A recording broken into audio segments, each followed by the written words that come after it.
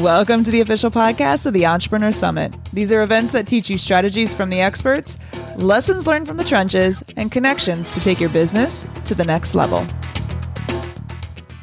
Welcome to another episode of Season 3 of the Entrepreneur Summit podcast. I'm your host, Erin Smith, and we are so excited to be back for our third year.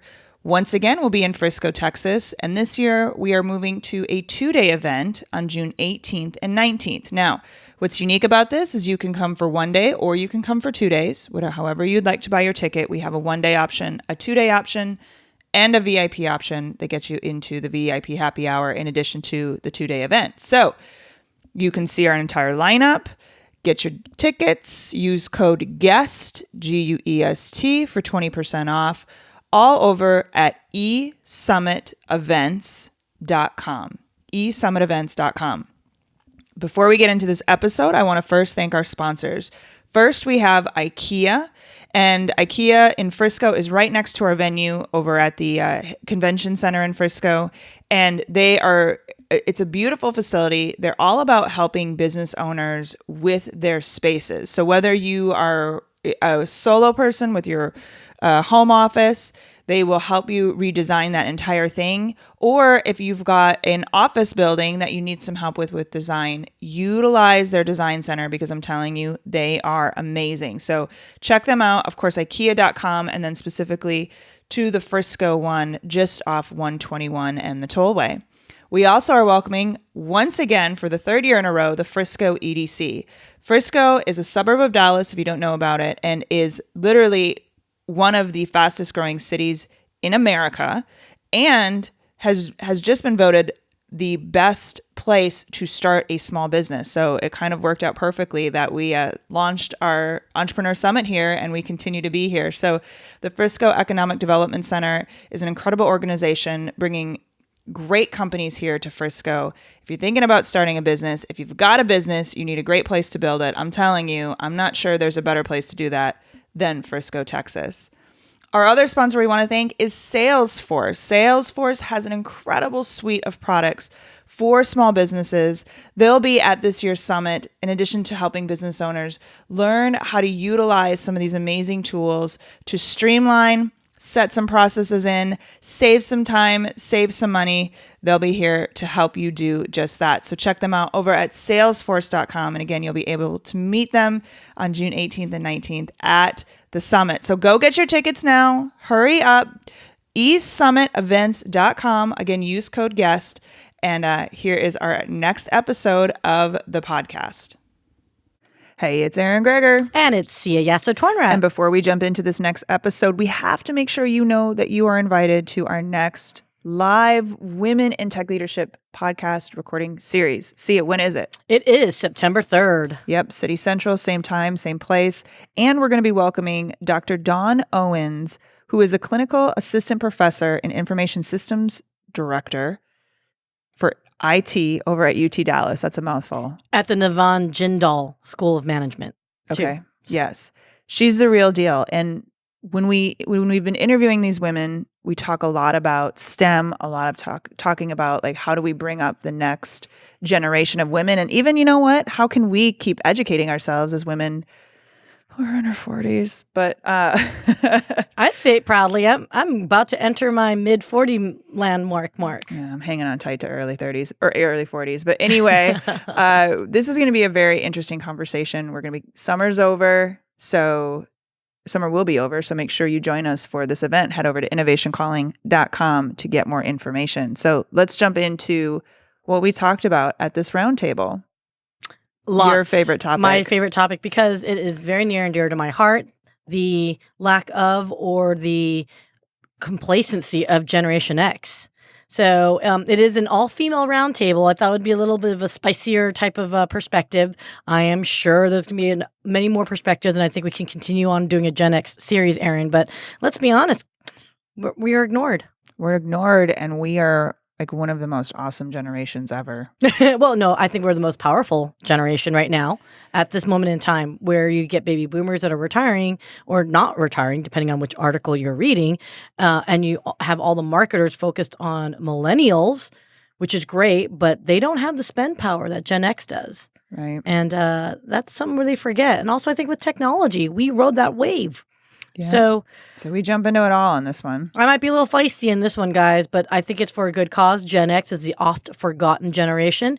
And, every now and then we should highlight ourselves. Exactly. So without further ado, here is our latest roundtable of our Unofficial Innovation Council. Hope you enjoy it as much as we enjoyed recording it.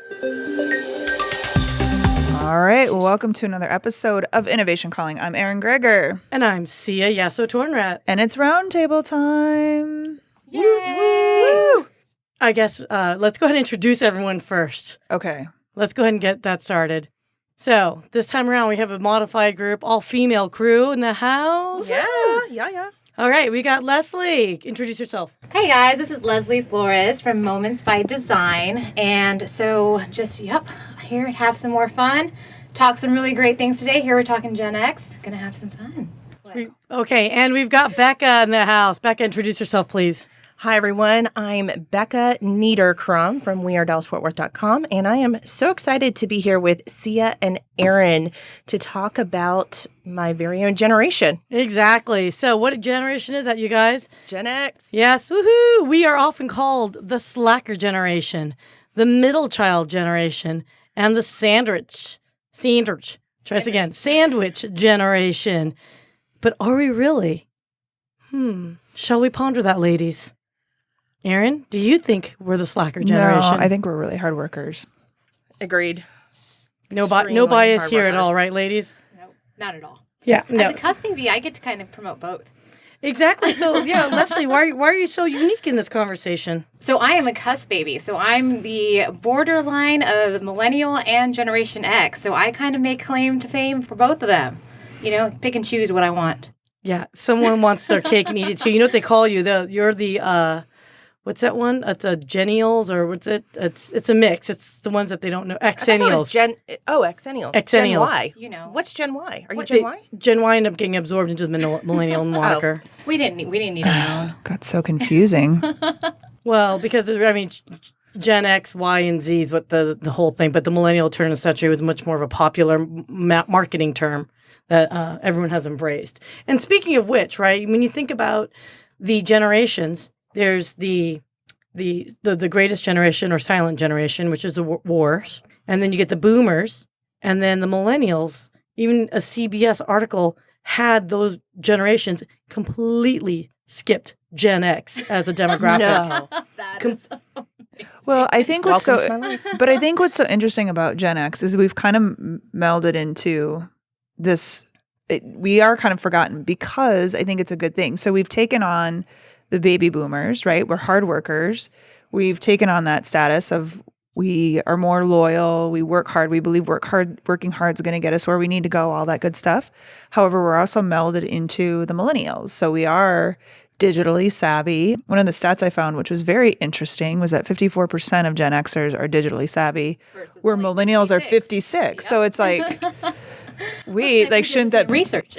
I don't know how many studies there are on it, but yeah, it is one of those things where, so it's one of those things where I feel like we are kind of this forgotten because we've melded in between these generations where we do the right thing still, but we're not whiny babies like millennials. Well, that's an interesting term, the right thing, right? And so Becca had tagged us on an article on LinkedIn today. So those that are in the American world, on the American-based LinkedIn, there is an article that's going on by the Harvard Business Review talking about our company's going to have a Gen X retention problem. And this premise I thought was interesting because I read another article from 2 years prior that says the opposite. So, stats. Yeah. Stats are, I can say whatever you want. Exactly. Make it up and make it sound good however you want to, right? In this Harvard Business Review, they're saying that because baby boomers are retiring later in life, those senior level positions that would traditionally each generation would assume and backfill are not as available to the Gen X generation. So they're not getting the promotions like they naturally would have had the boomers retired at a 60-ish normal age, or what societal deems as the normal age, right? So that's the first question is, do you guys think that as millennials are aging and they are now hitting 40s, you're going to see a lot more 40s getting into those, from middle management to executive roles. Are we left out? Are we going to be the generation that's left out? So I've been thinking a lot about this since we brought up this topic. And what's interesting to me is I feel the millennials, for the first time really ever, have gotten these playbooks that we never really had access to because of social media. I mean, there were books out there, like you'd read about the great entrepreneurs and you'd kind of figure out what they did. There were actually books. Yes, there were actually books that you read. But I feel like we have all this access now to how things are done, how you move up in the ranks, how you get the promotions, how you do these certain things that, it's one of the big books, but the Lean In, it was just so eye-opening from a woman's perspective of, wow, you could do this. So from that perspective of promotions, millennials seem to be on this cusp of that edge where they know how to ask for what they want more, where Gen Xers are still kind of in that work hard and it's going to be figured out. Obviously, we have access to the same playbooks that millennials do, but I feel like they've grown up around that a little bit more. So I think as Gen Xers, we kind of have to learn that it's now or never to take control of what we want, where millennials are used to that. So I'm interested to see now, will those promos go more to millennials, or will Gen Xers step up and start being more aggressive with what they want? Well, I'm interested in seeing how it's going to look from the standpoint of, you're right, the millennial generation has more access to the information and more access to, how mentors and sponsors, where I think Gen Xers, that's one of their biggest things, is they're actually looking for outside sponsors. They're looking for outside sources, not inside their company, but people outside their company to tell them how to take that next leap. What I think is going to be really interesting, right? Because I think it's the Gen Xers currently make up like 60 some odd % of the workforce, right? And I mean, the rest is kind of split with a whole lot of millennials, and some of the newer kids coming into the block now. And then you got the baby boomers that are kind of phasing out. But now you've got the area too where you've got a lot of entrepreneurs coming into play. So what's going to happen there? Again, Gen Xers are fiercely loyal.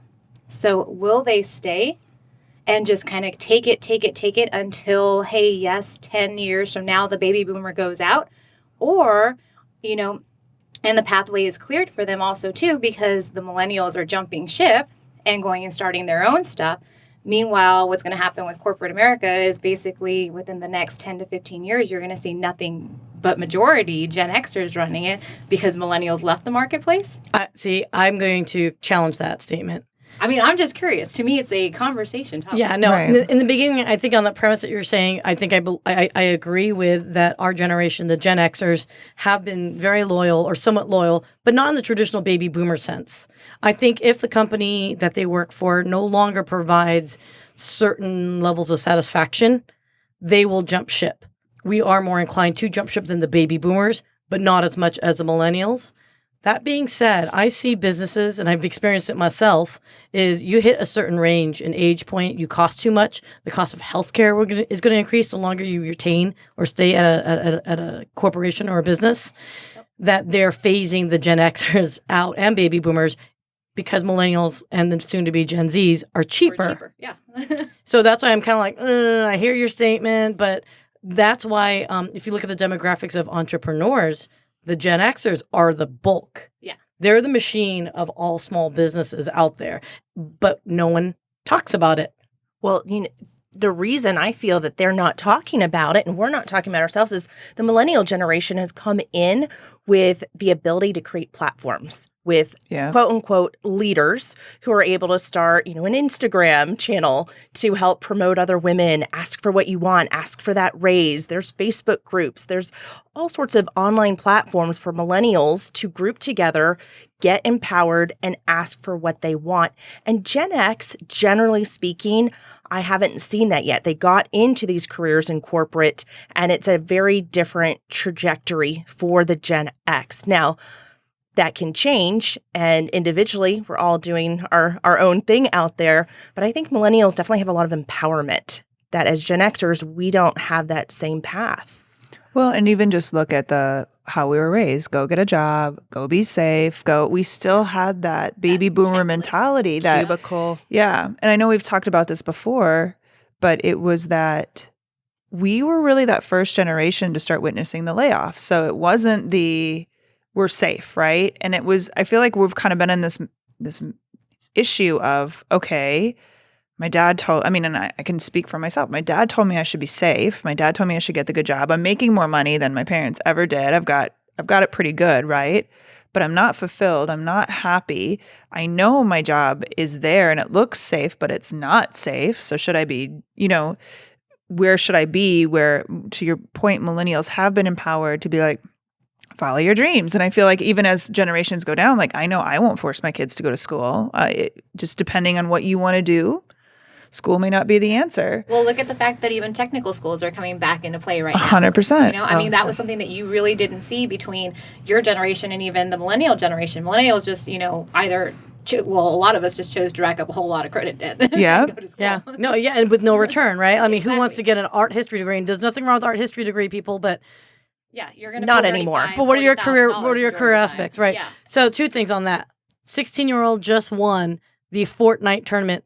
The kid made $3 million. Yep. Overnight. Holla. Yep.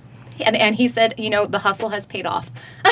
Like the mom who is a late millennial, or not millennial, a Gen Xer, the mom's a Gen Xer, and basically said, all those hours I said, Billy, stop practicing. She's kind of eating crow at the moment. But that's the exception. It's not. I understand, but it is the exception, but there's a lot of opportunity now for these kids. I mean, a Fortnite tournament winner is the exception, but there's a lot of kids with esports who are actually, and Instagrammers, YouTubers, you can. YouTube was an actual career. But people don't realize. They're like, oh, you just go post a video. It's not easy. There's a lot of work to be had. There's a lot, and these kids who are doing it are making full-fledged businesses out of it. So it's interesting to me that there is all this opportunity, and I don't even know how to parent it's opportunity in a different way, not in the traditional sense. So when you think of business, we think of brick and mortar, right? Mm-hmm. But now we're the generation. We are the generation that is had to transition and pivot. So with Becca's sharing us of that post, I made a comment that the thing about Gen X is we have the traditional values that the boomers had held, right? The stay in the job, longevity, you do it for the family, right? Because of our technology has grown so quickly and it's surpassed itself, it's affected culture and society today, we've been able to pivot because we are the, quote, slacker generation. Perhaps maybe that laid back attitude is what helped us become that transition generation, such that the millennials, they think it's status quo. They think it's the norm to have this smartwatch, or even them talking about embedding things into their skin. Yeah. Well, because it was interesting too, because that article that you were reading, Gen Xers actually spend like 40 more minutes a day on devices than millennials do. On what? On devices. Laptops, cell phones. Oh, yeah. I'm guilty. All of it. But we use it differently. Like that's where we're not taking selfies. We're actually using it to connect and learn things. Yeah. But I think it depends a lot when we say Gen Xers that we've had to transition. I remember it was my senior year of college, the last semester, and I was a marketing major and took an internet marketing course. I said, I don't quite know. I get this internet thing. I had my Yahoo email address and surfed a little bit. I'm like, all right, I'm going to take this last course and then I'll graduate.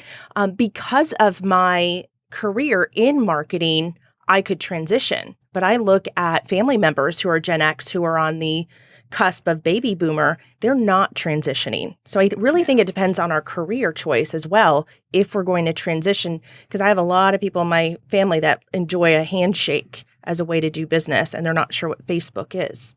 So I'm looking at this Inc. article, okay, and this was written back in 16, 17. So it's a couple years old.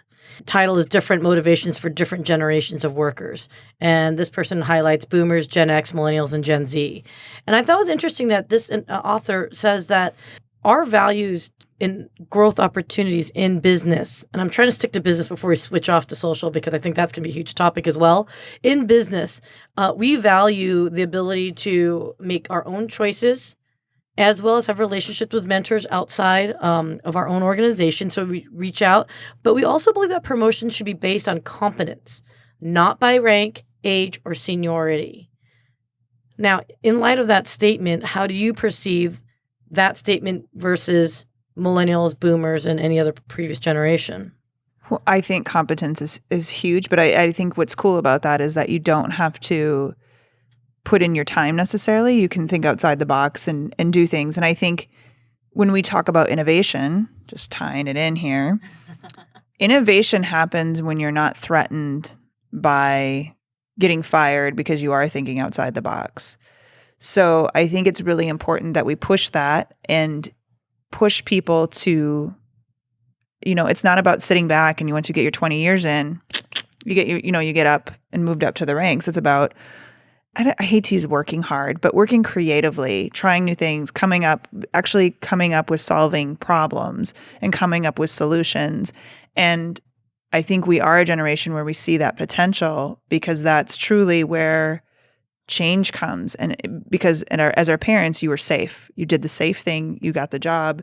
You kind of really had to screw up pretty bad in order to get fired, right? It was always an act of Congress. Yes, exactly. Where now it's like we are in a different situation where I believe it is about competence. And if the kid that is 10 years younger than me is working their butt off and they're doing really good things, and then they probably do deserve the promotion over me. Well, and it's funny because you bring that up, and I think the millennial side is the same thing. And I know that we kind of get the, hey, wait your turn, like calm down, and I know a lot of us have a lot of ambition because of the fact that we're, right.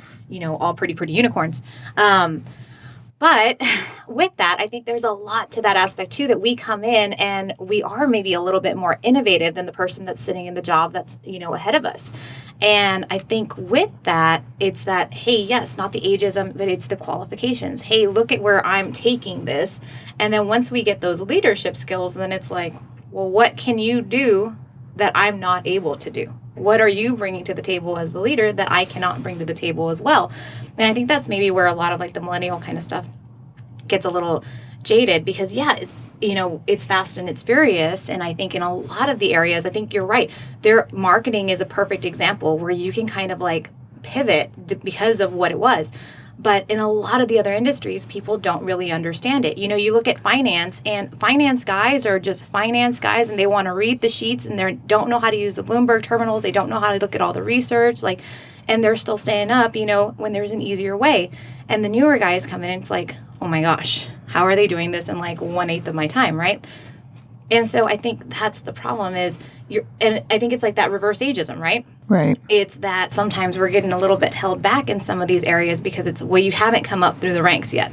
And that's just the way it's done. Yeah. And I'm inclined to agree. I'm inclined to agree with that because I think everyone in this group particularly has been pushed back to some degree, though, with leadership in particular. Couldn't it be argued wisdom has such a huge impact on the ability to lead? I think if you have a good leader, then yes. I've been behind some very bad leaders, And that's Been there, yes. But there's something about innocently leading. And there's also something where someone's, if you're going to go to battle, would you want to go with someone that has been there and has experienced those battles, or someone that's like, I've got a creative approach or battle plan, never been tested before, let's do it. I think there's some sexiness to both sides. Well, and I could both. Yeah. I mean, just because I've been behind some people who have had a lot of tenure that are horrible leaders. Yep. And I mean, I don't think it's fair to say that, well, you have to be a certain age or a certain point or a certain place to be a great leader. I think it can come from so many aspects, and the desire to want to lead well. I think really that's where it comes from, because if this is the way it is, I don't really give a what you think or what you want to do or what your opinion is, because this is the way it is. I think that's the downfall, where if you are open, and I'm not saying you can't make a decision or whatever, but I think if you are listening and open and you understand you're not perfect and it's just a different mindset versus an age. So let's switch gears if you don't mind. So we've talked about the business aspect. Do you think because we have the ability to pivot, because we were flexible, because we had somewhat experience with the traditional way, but also saw the opportunity that technology was going to take us in a different direction. Okay. Do you think education and business in general are adapting fast enough to accommodate the acceleration of what technology has brought to our culture? Nope. Simply put, no. I mean, you see it, and it's definitely it's trying to happen, especially on the education front, right? You're bringing in. I mean, the kids today in public school have way more opportunities than I ever had, and I went to a private prep school. And I mean, these kids in public school, it's amazing what they get. So I mean, they're definitely trying to keep up, but the problem is it's all changing at lightning speed, right? And I don't think that there is somebody. I mean, unless you start working with the corporations that are bringing all the new tech to the forefront, then education is always going to lag behind. I think on the corporation side, and I mean, I think you see it with the same way with, our laws and everything else, right? That's why we're just starting to get into, hey, how are we formulating Facebook and all the other social medias to be in charge of things? Hey, cryptocurrencies. Hey, is the SEC going to actually be doing this? I mean, everybody's mad about Facebook having Libra, but at the same time, cryptocurrency is already allowing for everything that they're worried about. I mean, Libra is just another cryptocurrency. So I think we're tragically behind, but I mean, there is no way to keep up with it all because it's all going so incredibly fast. So unless you start incorporating with the change makers, like right off the bat, we're always going to lag behind. And unless we start putting together some sort of like innovation council, hey, look at us changing the world. Innovation Council that's going to start working with, maybe one that's leading up corporations, maybe one that's leading up education, maybe one that's leading up public sectors as far as, hey, I mean, we talk about smart cities, but no one's really done it yet, right? But I blame 5G for that. I'm just kidding. Ratify that. Well, it's because it's going to fry your brain before we can do it. Just kidding. Exactly. Well, if we're the all microwave hasn't fried my brain yet. That's true. Exactly. And then I think that's the whole thing is innovation labs at major corporations are trying to evolve quicker, whether it's going to be organic growth or inorganic growth. I see it in the K through 12 systems where they're embracing all these wonderful programs, particularly around technology on the STEM and STEAM, right? Colleges, I'm not seeing a lot of change in the curriculum. In fact, I feel I believe because each generation is actually moving away from the need to have a degree to pursue whatever career or whatever, the fact that, again, you've got these YouTubers and you've got all these social media personalities, but you also have these Fortnite, esports. Does it require a quote bachelor's degree? I think college education is going to collapse if it does not change something in some way between the millennials down to the after Gen Z, whatever. I think that age group is going to encourage them to pursue an alternative career if it's not college. What I think is interesting here, right, is I look at universities as businesses because that's what they are. They're 100% businesses. And if you look at like what you just said, you're right. The K through 12th are doing a better job at adapting. But why? That's because they're generally public health sectors, where people are getting to vote and actually do things. Versus universities, it's private funding and, they're public. There's some public, but at the end of the day, majority of bigger universities are. I'm sorry, funded. Princessa. We didn't all go to Ivy League, okay? I didn't go to an Ivy League. Or Pac-10 or Big Ten or whatever you went to. There's other generations that are still, the baby boomers want their children, generally speaking, to go to university. Gen Xers, especially the ones on the cusp, want their children to go to universities. And then as a younger Gen Xer, if I had kids, I'm having them tune into Mike Rowe on Instagram. Listen to what Mike Rowe has to say. Go get a plumbing. If I was not scared of things in the toilet, I would have a plumbing business no time. That's where it's at. The other thing is this is a global economy. So when I go to hire for my business, I don't look at their degree. I'm hiring for a specific skill set. Mm-hmm. Who can do it? Who am I going to work well with? It doesn't matter if it says Bachelor of Science, a.k.a. BS from Florida State University. Love you, Florida State, but... Don't worry. Well, one of my engineering professors used to tell me BS, which bullshit. Bullshoot. MS, which was more shoot. And PhD was just piled higher and deeper. I love it. And by the way, I love Mike Rowe. Mike Rowe, we love you. God. Mike Rowe, I love Mike Rowe. Yeah. Love Mike Rowe. Love his message. I love... Mom, I love his parents. No, I'm just kidding. But I do love him. And it's, total non sequitur. But my boyfriend's like, Mike Rowe, really? I'm like, honey, don't even. We're like, this is a Me Too thing right now. Though, sorry. Sorry, Mike Rowe. Mike Rowe, we appreciate your writing. Yes. Mm-hmm. He And is a his really message. eloquent writer. And his singing. And his mother. And his mother. I know. Oh my God. Mother's book. I do follow his mom. So, okay. So why don't we shift on over to the culture and society then? Gen Xers, we are at that age where we're not being marketed to, which you would think we would be in our society. We've got the most spending potential because of the money that we're actually making. We make more than the millennials in the exact same jobs. Yep. But we have the baby boomers that are our older generation that we're taking care of, and we have our own children we're taking care of. So yes, the Gen Xers are making more with our disposable income. However, it's getting more, what's that word? Diluted more because of our responsibilities.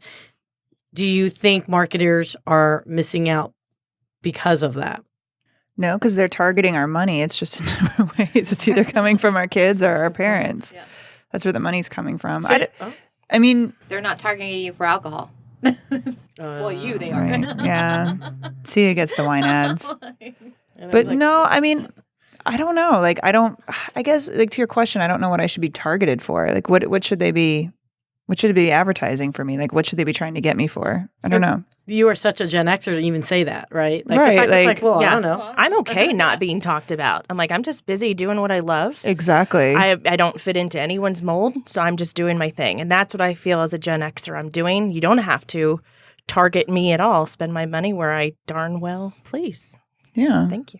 Like, what am I supposed to be buying right now? Not Well- quite yet to Depends. Well, that's funny. Give me another week. No, I mentioned one thing about Amberen, and guess what? I have been getting Amberen prescription freaking- pills. That's Amberen, true. well, Amberen's not prescription. I Oh, it's think that's not? no, it's for I don't know. menopause. When I made one comment on Facebook about Mary Lou Renton doing an ad on Amberen. Congratulations, Amberen, free advertisement for you. Not sponsored, but I was like, okay, when Mary Lou Renton talks about menopause pills, that's when you know you're kind of like hitting a new stage in your life. And I think Gen Xers, because we haven't been marketed to, I think we also have a false sense of our age. We gotta be. Well, I was gonna say we gotta be marketed by the. I mean, there's no way the pharmaceuticals are letting us slide under the radar. There's no way. Lets anybody slide under the radar. Exactly. Like, they've got to be targeting something, but I don't know what. Obviously, I'm not paying attention because I don't take anything. So. I think the cosmetic industry as well. Oh yeah. For the aging. the Yep. the Well, and the pumpers plastic and the surgery, injectables. But that's a female, I think, issue, not so Yeah. much a Gen X. I don't think that's a generational. I think that's a pure female thing. Right. Yeah, it is. Botox. Love me my Botox, but I keep telling you don't need it. I'm sorry? Is everybody doing it? I'm not. Are you? Like, No. No. I'm freckled. I should be doing it. Why? I'm going down the blaze of glory. you look great, babe. I don't want any needles near me. It's a to each his own. And I think that's the thing about the Gen Xers. I think we do admit more, we're I think a little bit more open as a generation than the previous, right? Previous boomers would never admit that they got fillers or whatever. Gen Xers are now open. Millennials are like the opposite. They're like wide open book to the point you're like, yeah, can you shut that door a little bit? Like, we don't need to hear about it. You love hearing about all of my crazy. I know. I do. Well, I kind of share it. I kind of contribute too. yeah. So Well, that's how they started. They have their unicorn frappuccinos. It's right on Instagram. Why not share everything else? well, Yeah. That's the world that they are is their norm. and that is okay. So social media, the whole world and concept of it. To me, initially, before we started doing this whole podcasting and marketing and digital media marketing and all that, as a non-person in that field, I just feel social media in general is very narcissistic. Again, how many pictures of your stupid unicorn frappuccino? Which, thank God, I think they pulled that damn. no, they're just product. coming out with different ones. Yeah. It's not Just gone. rebrand. And it's the Yeah. caramel frappuccino is just as many calories as that thing, by the way. Well, Keep going, though. I don't drink that either. Yeah. But anyway, but what I'm saying though is that Are you getting forgetful over there, Gen Xer? Yep, she is. I need to take some ginkgo biloba now. Social media, narcissistic. Oh yeah, no, I think our generation hasn't been so self-absorbed in the way we look. The whole I just saw the other day that on TikTok, apparently these kids are these mostly women, but it could be gentlemen as well, are doing makeup from the late 1990s, 2000s. And so they are literally doing the makeup. Like apparently it was like really glittery back in the early 2000s. So you're saying it looks good? Is that what you're saying? Talking about turquoise sparkle. Well, so they I Always had look like good. big cat eyes for eyeliner. I Remember have that? cat Like- eyes now. I'm What do like, you? I'm No. like, what are you talking about? I still do. No, like I'm talking very extensive cat eyes. But anyway, go ahead. Sorry. Yeah, well, so that's totally, and it's interesting that you have like, oh, here's me before, and then here's me after, and they were like doing all the '90s poses, like all that stuff. You guys, that was 20 years ago. Not yet, 19 years. Okay, don't age us. Okay, that being keep said, though, going. that was when Britney Spears was all popular and whatnot. And I'm looking at that, and I was reading that, it was on Reddit, and I saw the comments, and this one person goes, "We never contoured." That was their only comment. And I'm like, but you did everything else, like from a makeup standpoint. But That was true. I mean, we True. didn't know about contouring back then. well, because we didn't need to put 20 pounds of makeup on our Right, faces. we didn't. See, but Contouring. so it's contouring. that's So my the- mom actually taught me about That whole contouring. Kim Kardashian Yeah. situation. But we knew. So there's. My mom went to modeling school. That's how she knew. So she would teach me how to make my nose look small. Mom is not that shallow, but she would teach. Sounds so bad. like, But I was "Mom, paranoid I'm about my mom, and she's like, about my nose, and my mom would be like, "Oh, you can make it look smaller by contour, like just different ways of how you shadow and contour. You could totally do that." It wasn't as accessible to us as it is now. You had to go to makeup school or had to go through all that to be able to do it. Now, I mean, you could do anything, hair, anything, to learn. Everything's at your fingertips with YouTube. Yeah, no. But then again, that goes back to the technology being an enabler. YouTube, I think, is one of the best inventions ever because you now can get tutorials on makeup. For me, as a homeowner, as a Gen Xer, I don't care about makeup. I care about having to fix my toilet and how to not spend $1,000 on a plumber. Nothing wrong with plumbers, but if I can do it myself, or if I can fix my own washer and dryer for $150 part versus buying a brand new $5,000, combo series thingy, because you have to have matching washer and dryer apparently, and of course I was not educated on that. How dare But you?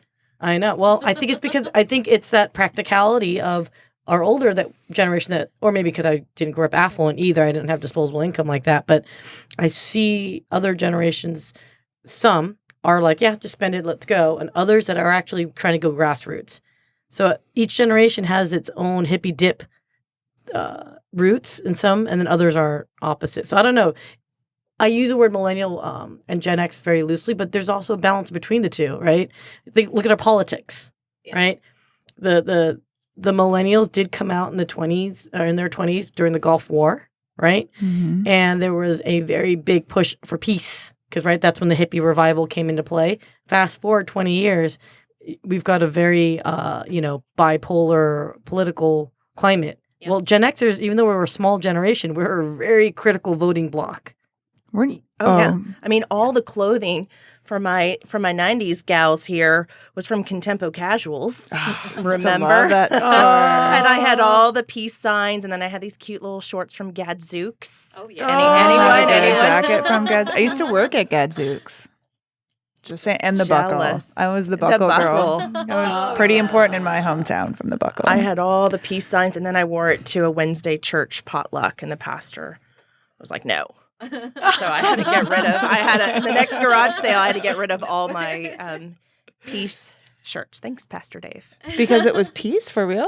What was ungodly about that- peace? Yeah, She probably well, had a that's a whole marijuana nother leaf. podcast and therapy, but that denomination believed that the peace sign stood for the devil, which in no way was my intent. I'm like, oh, I just spent my $20 at Contempo Casuals. It was very exciting. And he mentioned that stood for the devil. Really? Yeah, because God, I mean, devil was definitely peace and God was definitely war. So, That's what they taught me in Catholic school too. wow, I did not know that. Yeah, I just got rid of them at the next garage sale. And I was raised by the silent generation, much older silent generation, very, very strict upbringing. Hey, Wow. you may have had to destroy your peace symbol, but at least your symbol of a reverse swastika hasn't been reappropriated for all things evil. So That's true. there you go. Yeah, no, I didn't have any idea. As a kid, I was like, would draw the Buddhist symbol and all, and I got a talking to. Oh, I didn't realize that. Yeah. That's always Yeah. fun to discover as a By child. the way, Yeah, Yeah. not our intent. Okay, so as we're talking about our society, our place in society today, We don't care about being marketed to as a very unofficial vote here in this room. We don't care about that. I mean, I kind of care about it just because of the fact that sometimes with my crazy life, and I'm sure, you guys are the same, but I may not realize that there's an easier way or something maybe that's better that I'm missing out on. So sometimes it's better for me because it saves me from having to go out and do the research. Because somehow, somewhere, I thought it and it picked up on my brain waves and now it's shown up in an ad. Yeah. Yeah, I can understand that. I guess, partly I agree with you. I'm not too concerned about being marketed to. However, I do, as a woman, now that I've hit my 40s, I would like to be reflected in more places. So I don't know if I'm contradicting myself there, but I want to make sure that I've been seen. And I remember in my 20s and 30s not thinking it was an issue. And now that I'm in my 40s, I can see a little bit more, I wouldn't say ageism, but maybe there's a gentle ageism there, and I want to be reflected more. I feel like, that maybe kind of be like a decade that's kind of lost in marketing. Yeah. I just look at it like I'm so jaded. Like I'm so I'm anti-medicine, all this stuff that I can think of like wanting or like that would be marketing. I'm just like, leave me alone because I don't believe your BS anyway. However, there are still things that, like to your point, like, I didn't know. I'm trying to think of like a good advertisement I've seen. Nothing lately. But there's been a couple things like online, like even Instagram or something that'll be like, but I really don't think they're targeting me because I'm a Gen Xer specifically. It's probably more of my interest base that I'm really getting, intrigued by it. But no, I really don't want reverse mortgages coming at me in a couple more years. I really don't want, you know what I mean? Like all these things. Like I'm just like, I mean, like I said, depends. You too can make it all the way to Florida. Yes, exactly. So I guess I'm just sitting there going, well, what is it that I want? I really don't care if I get paid attention to. Do you think that is what we're going through is the youthification of our society? So as Gary Vee says, there's more 40-year-old moms who are on Instagram taking selfies than ever before. And that's where we relate to more interest-based advertising and not age-based. So I think it might just come down to we don't see ourselves as getting older.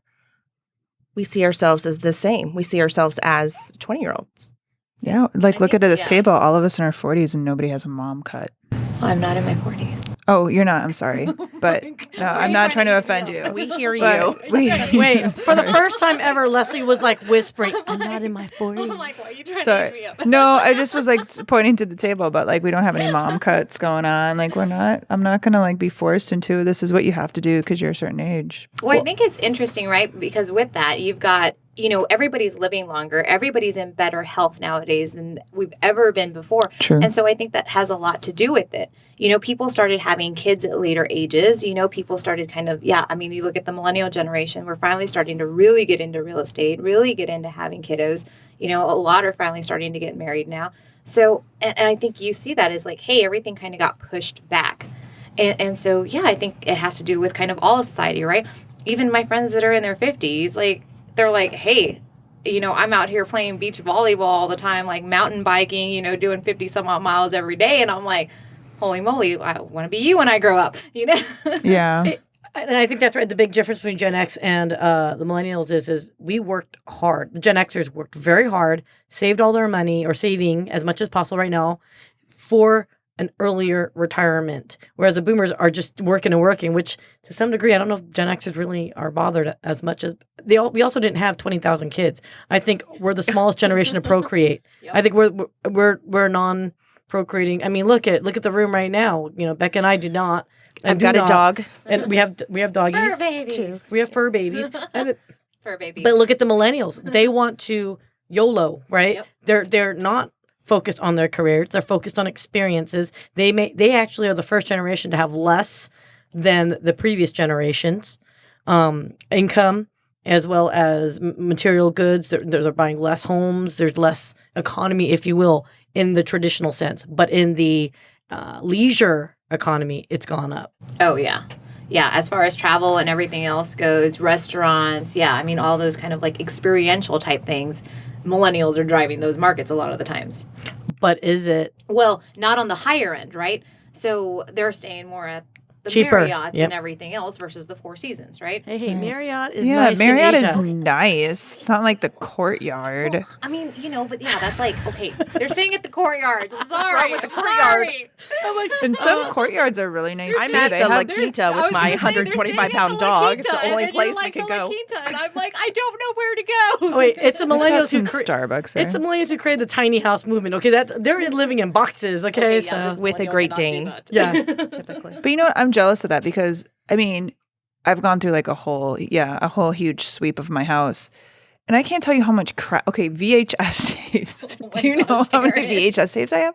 That just take up space. And I'm like, why did I buy so many VHS tapes? Because we didn't have a it was the only repository. way. Yeah, it was the only way. I know, but still, movies I could have cared less about. I was like, oh, I want to see this movie, so I'm going to buy the VHS tape instead of. And it's just like, I have so much stuff because, and I just wish, I'm like, God, I wish somebody would have I wish I would have been a millennial in this case, that I wouldn't have all this stuff, supposedly, because all the money wasted that is just literally worth $0 right now in garbage, taking up space in my house. I feel like we finally are learning that. The kids nowadays are learning that, and I'm very happy about that because it is such a stupid waste of money. Wait a second. I did just sell a Buns of Steel VHS tape to What? half-price bookstores. Do they? I have Abs of Steel. I'm like, oh my gosh, I have Buns of Steel. I wasn't ready to let it go, so I did take an Instagram photo. There you go.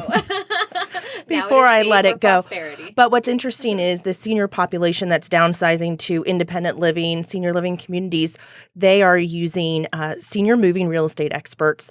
And as they do, what are those estate sales? Yeah. They're actually struggling to sell off the stuff because the next generation doesn't want more stuff or doesn't understand the niceties Value. of the value. Thank you, the value of their belongings, and so it's getting trashed. Yeah. So I think we can keep talking about this all night long. Yeah. But we all have lives that someone who decided to have children in this room. Well, I have to go to a marriage thing, so that's what I have to do. Oh, that's the other thing. So again, a Gen I have to Xer save thing. my marriage Save after one whatever. divorce. I don't want a I've second got a guy for divorce. that. Yeah. What was that? I said I've got a guy for that. Okay, yeah. Just but I'm just saying I'm working on my marriage, but Mike Rowe, if you want to come around, we can talk. Just saying. You know, Erin, for as long as we've known each other, we've never fought over anyone except Mike Rowe. Like that's the only one that we Come both to were punches, like, guy. exactly. Yeah. So anyway, you guys, thank you so much for your time, Leslie, Becca. I think generational conversations, yes, it's all very stereotypical at times, but we are living it. And I do think it does affect innovation, how it affects the way we look at our world and future.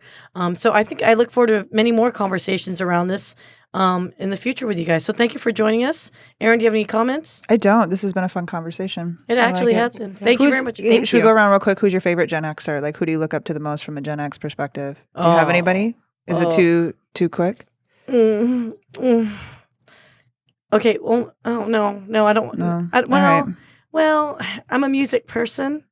So Tom York from Radiohead, I've always adored the way that band has put their things together. They're very much a collaborative effort, and just Tom York is just a weirdo, and I gravitate towards folks that are not comfortable with being around people that are comfortable with themselves, regardless if they're around people or not. And that's why I love Radiohead, and all their music is amazing. And if you don't like Radiohead, we cannot be friends.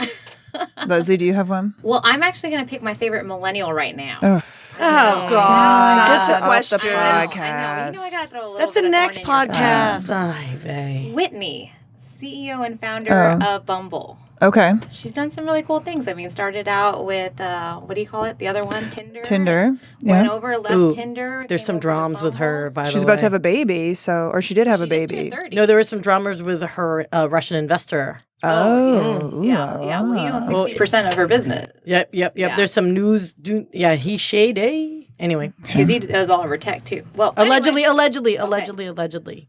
So I'll go music too, but mine is Jay-Z.